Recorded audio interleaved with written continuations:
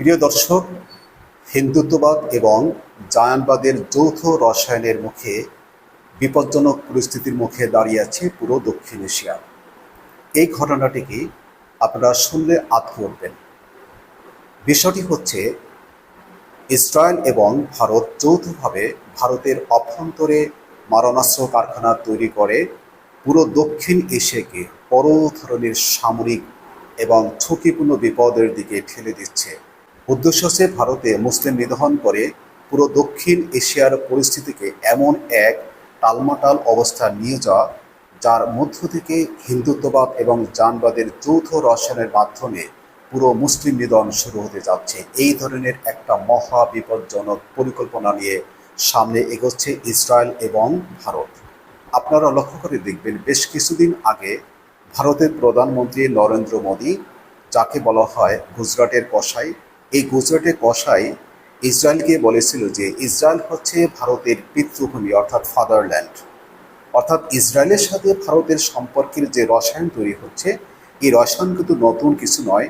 অনেক আগে গোপনীয়ভাবে ভারতের সাথে ইসরায়েলের বড় ধরনের একটা বোঝাপড়া তৈরি হয়েছিল, যার উদ্দেশ্য হচ্ছে মুসলিম নিধন এবং পুরো দক্ষিণ এশিয়া পরিস্থিতিকে ভারতের মাধ্যমে টালমাটাল করে রাখা। চীন, পাকিস্তান এবং বাংলাদেশকে টার্গেট করে বড় ধরনের একটা বিপর্যয় তৈরি করা, সহযোগিতা করবে ইসরায়েল অস্ত্র দিয়ে এবং অর্থ দিয়ে, আর এটি বাস্তবায়ন করবে ভারত। এই ধরনের একটা মহা পরিকল্পনা নিয়ে যে এগোচ্ছে, এটি ইতিমধ্যেই প্রকাশিত হয়েছে। প্রিয় দর্শক, বেশ কয়েক মাস আগে ইসরায়েলের প্রধানমন্ত্রী নেতানিয়াহু যখন মার্কিন যুক্তরাষ্ট্রের সফরে ছিলেন, তখন ডোনাল্ড ট্রাম্প তাকে বলেছিল যে ইসরায়েলের যুক্তরাষ্ট্র ছাড়া আর কোনো বন্ধু রাষ্ট্র নেই। তিনি এই কথার বিরুদ্ধে দাঁড়িয়ে বলেছিল যে আপনি যে কথাটা বলেছেন সেটি ভুল। ইসরায়েলের আরেকটি বন্ধু রাষ্ট্র রয়েছে, সবচেয়ে বিশ্বস্ত বন্ধু, আর সেটি হচ্ছে ভারত।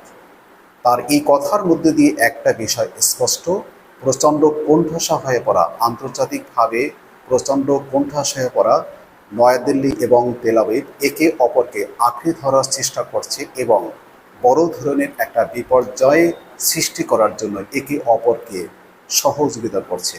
আর তাদের মৌলিক উদ্দেশ্য হচ্ছে মুসলিম নিধন এবং মুসলিমদের বিরুদ্ধে বড় ধরনের বিপর্যয় তৈরি করা, যার ইঙ্গিত ইতিমধ্যেই আপনারা দেখতে পাচ্ছেন যে ইসরায়েলের কোনো রাষ্ট্রদূত ভারতে বসে বাংলাদেশ বিরোধী বড় ধরনের অপপ্রচার শুরু করে এবং বাংলাদেশ বিরোধী বড় ধরনের বক্তব্য প্রদান করে।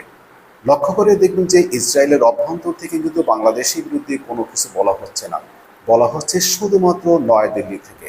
অর্থাৎ তার ভিতরে ইঙ্গিতটা, অতএব ইঙ্গিতটা পরিষ্কার যে ইসরায়েল এখন যা করছে সেটি ভারতের বা নয়াদিল্লির ইঙ্গিতই সেটি করছে।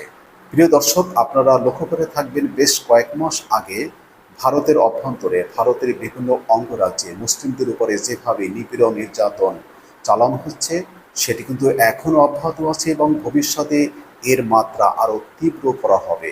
এ ধরনের একটা মহা পরিকল্পনা এবং গোপন ষড়যন্ত্র নিয়ে ইসরায়েল এবং ভারত সামনের দিকে এগোচ্ছে। প্রিয় দর্শক, আজকের এই পর্যন্ত। আল্লাহ হাফেজ।